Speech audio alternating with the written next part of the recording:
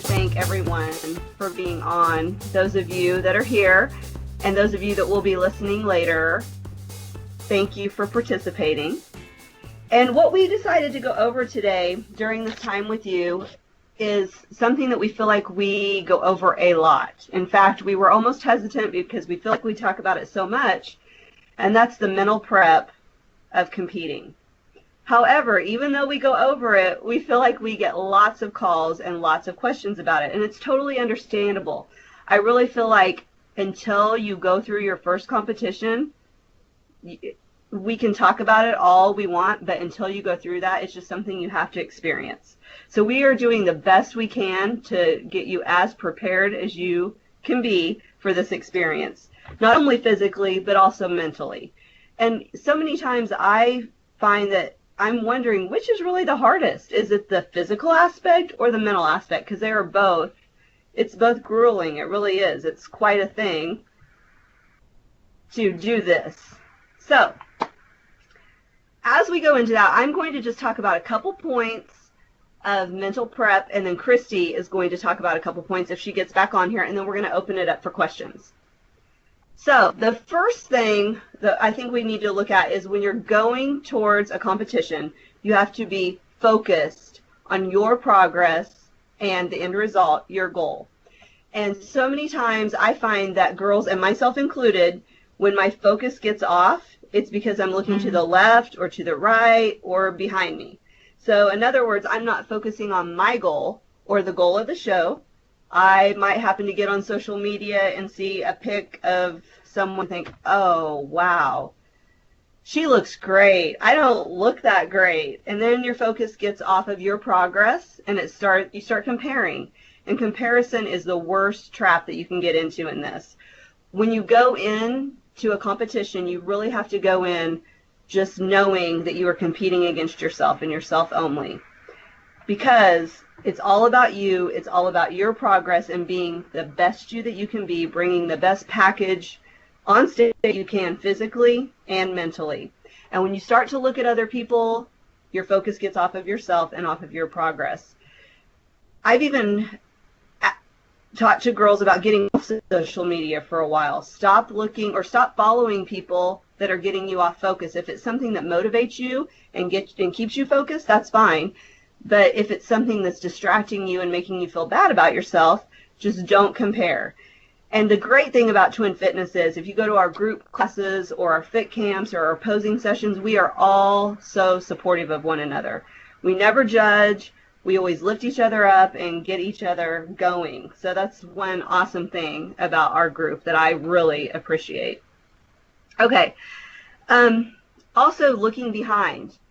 If you have had an awful week, that can really mentally get to you. Life happens. If you're competing or not competing, life happens, and you are going to have things come up. And maybe you didn't get your cardio in yesterday. It's a new day. You have to forget about that, and you have to go on. And, talk to your coach about it. But it's important to focus not on what's behind you, not on anyone else, but just on your goal and to keep going. We're all going to stumble, but as long as we get up and keep going, we will progress and we will make it to that goal, especially with the awesome support that we all have. Okay, another thing that I think helps mentally is to realize that when you are competing, the intensity and the focus that you have to bring every day is for a short period of time. We want this nutrition, we want this exercising to be a very healthy lifestyle for you. However, even though it's a very healthy, great lifestyle, you have to up the ante for a competition. You have to bring it every day. And so mentally we get drained because we're like, oh my goodness, I'm tired, I'm doing this, I got to get my meals prepped. It is for a short period of time. After that competition, yes, you're still going to meal prep, you're still going to be intense, but it's not going to be as much as for this 8 weeks that you were or 10 weeks or however long you are really honing in on that goal. So mentally, that's another thing that can really help you if you can keep it in the front of your mind that this is for a short period of time. after this, I'm still going to be healthy, but I can do this for this amount of time. So keep your eye on that goal and keep focusing on that. Okay, Kay Ray, I don't know because I can't see anyone else if Kristie is back on. Yes. I am, Tanya. Can you hear me? Yes. Okay. I'll go and let you say a few things.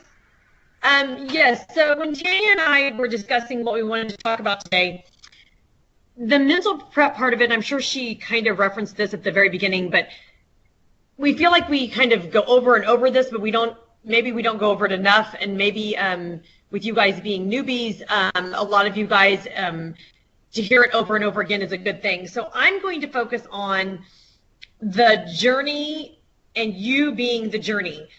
As coaches and as owners of TwinFitness, my sister and I, for our entire lives, we've never focused on the placement. We've never focused on disappointment when it comes to placing. We've always focused on the journey and how the girl got there within the journey. So what I mean by that is you need to focus on, did you succeed at what you wanted to succeed at? I'm not talking about placement, so take placements completely off of the board. So did you try hard every day, your hardest? Now that means some days are going to be way better than others.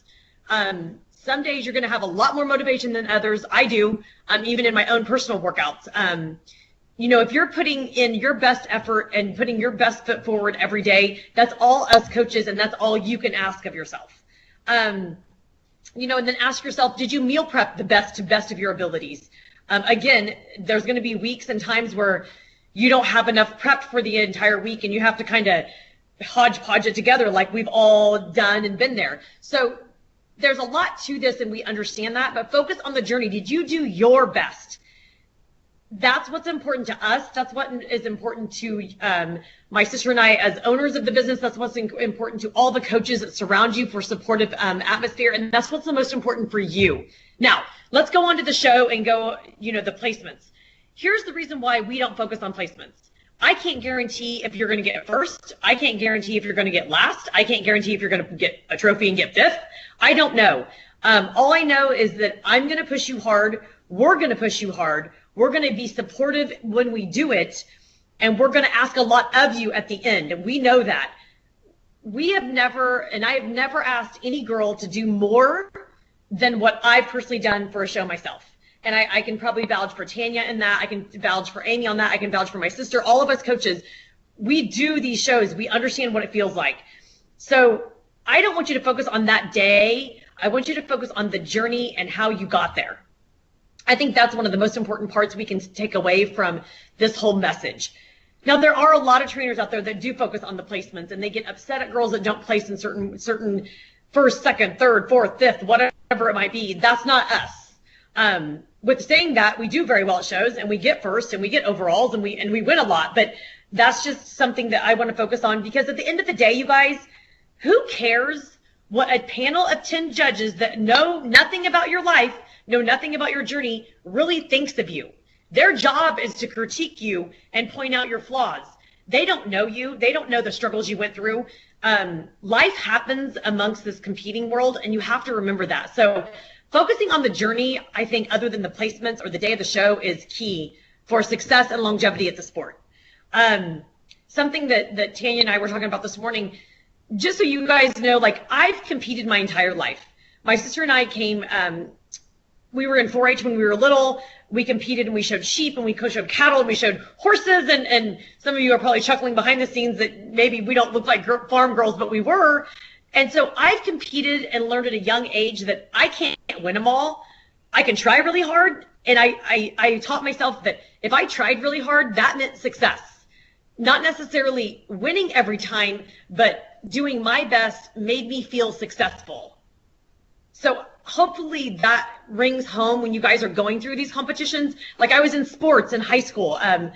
We won a lot of championships. We won a lot of state championships. I got a lot of medals. I broke records. I did all that, but it didn't come easy for me. I had to try really, really hard.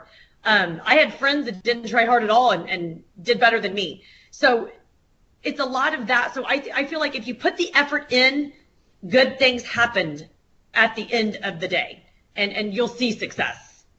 So is that about hopefully this really brings home to you guys and helps you guys understand what we mean by the journey and what we mean by trying hard. To us is all we can ever ask.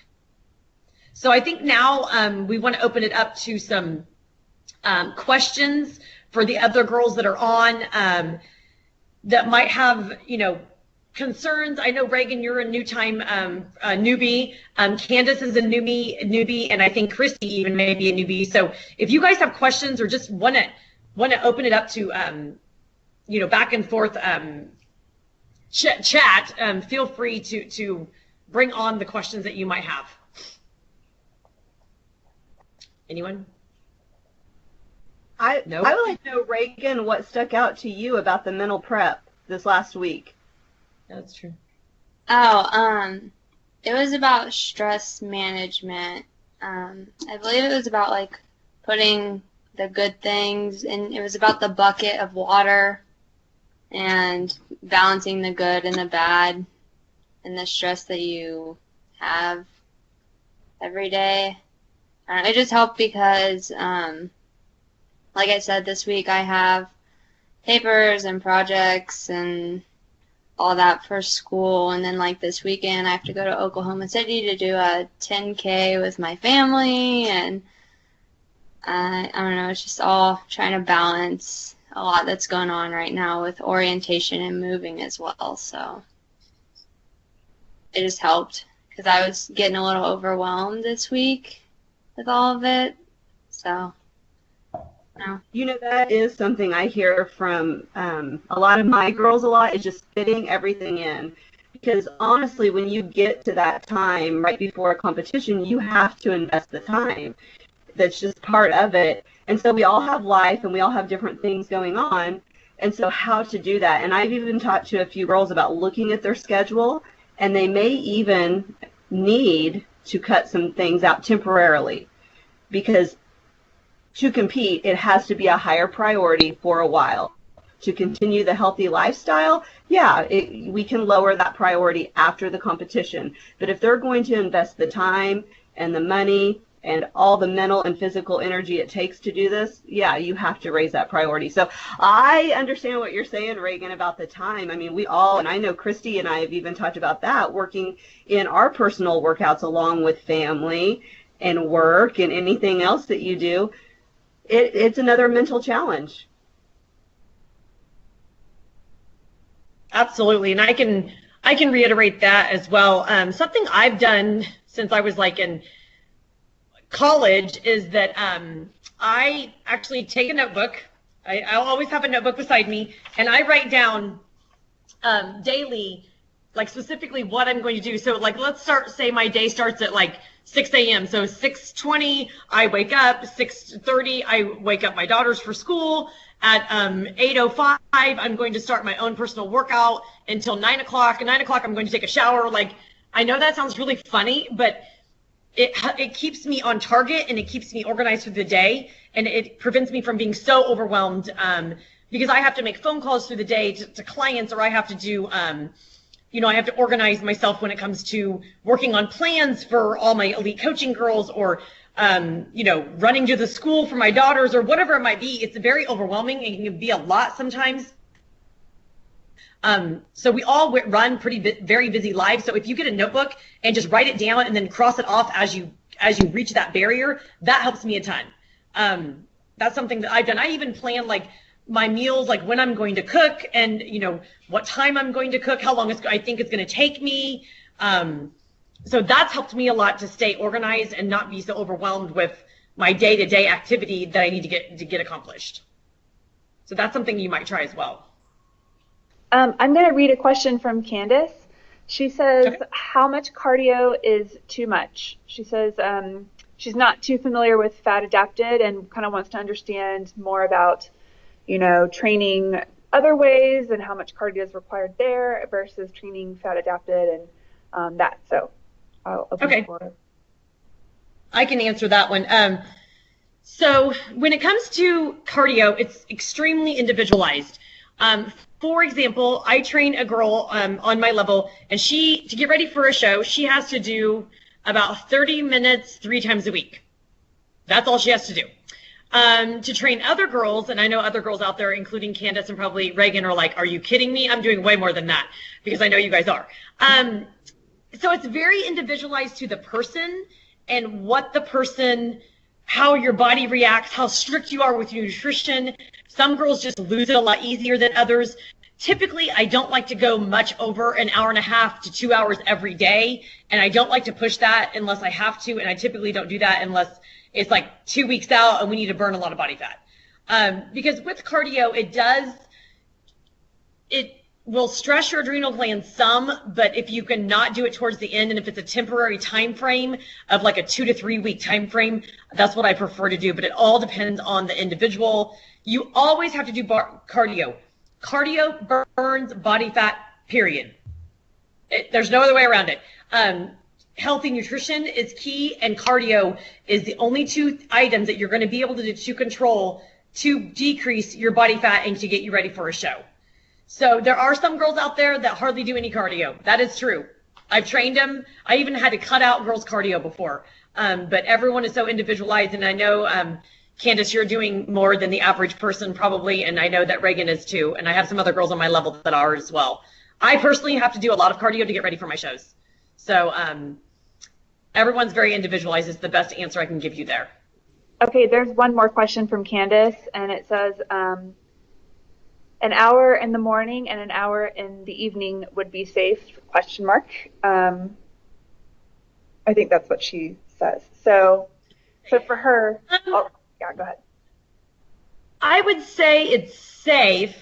I'm going to use my little air quotes. It's safe for a temporary period of time. And when you mean safe can mean a lot of different things. Yes, it will burn body fat. You've got to be careful of it burning too much of your muscle mass, which again, that's very individualized. And you've got to watch really stressing your adrenal glands so you don't have a rebound effect when you come off of a show. But I feel like for some girls, it could be safe. Now, if she's referring to her and her individualized plan, I would have to assess that in her check-ins, but she may be referring to maybe a friend or something. But it's safe to a very short period of time, like a 3-week stint, at the most a 6-week stint, in my opinion. Okay, and I would want to add something to that as well. One of the things that I think TwinFitness does really well is that we don't just throw plans at our clients and just say, do this. We're touching base and checking in with them on a daily basis, whether it's on GroupMe or text message or email. So if there are questions about, like, I feel like this is too much cardio, or I feel like, this weight amount that you have me doing is too heavy, or I feel like I'm developing an injury in my knee or whatever, we're touching base with you on constantly. We really are in constant contact, and it's important that that line of communication is open between coach and client, because we want this to be, number one, the best experience ever of your life. We want you to have the female support that is required really for doing this sport, and we want you to enjoy this, and we want your family to support you in this too. So we don't want you to be a monster when it comes to all of this. We want it to be really a good experience. So if there are questions or if there are concerns or whatever, we really appreciate it when clients or the people that are training underneath us reach out and ask questions. We are so happy to answer any questions. We're always willing to provide any kind of feedback. We want those questions because we want to touch base with you. We want to see how you're doing, and we really have your best interest at heart. We're really looking to make sure that you have a great experience. We love this sport. Otherwise, we would not be doing this. And so we want other people to love this sport. That's why we have these, open lines of communication and a bunch of different ways to communicate with us as well. So.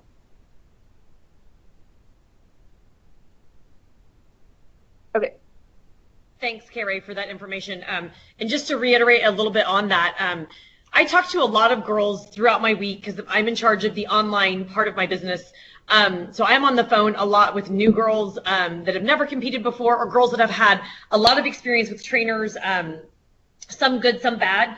But the number one thing I feel like the TwinFitness provides for our competitors is we are camaraderie driven, and we're extremely passionate about the sport, and we're passionate about the person.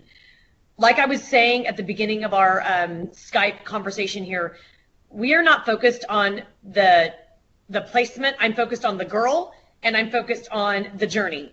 Because I know in my heart, if I provide awesome customer service and I go above and beyond the call of duty, and at the end of the day, it really doesn't matter where you place. Because if I can make you feel like you are the number one person out there and I'm focused all on you, that is my goal. Because I want you to feel proud of what you've accomplished. I want you to feel motivated. I want you to inspire others. You know, I think it's very important to really understand that as a female competitor. It's extremely competitive out there. It's hard to place at shows. It's getting more and more popular. It's getting more and more competitive. But I just remember competitors, you know, like I said, supportive, be very motivating towards each other, inspire other women that maybe come from longer journeys than what you have had.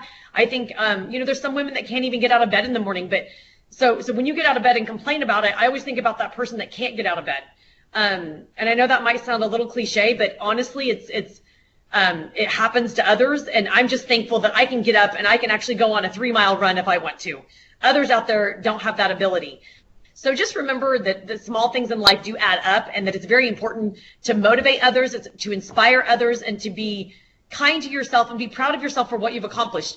I think less than 3% of this population work out, and then 3%, maybe 0.25% of the 3 do these shows. I mean, think about that stat right there.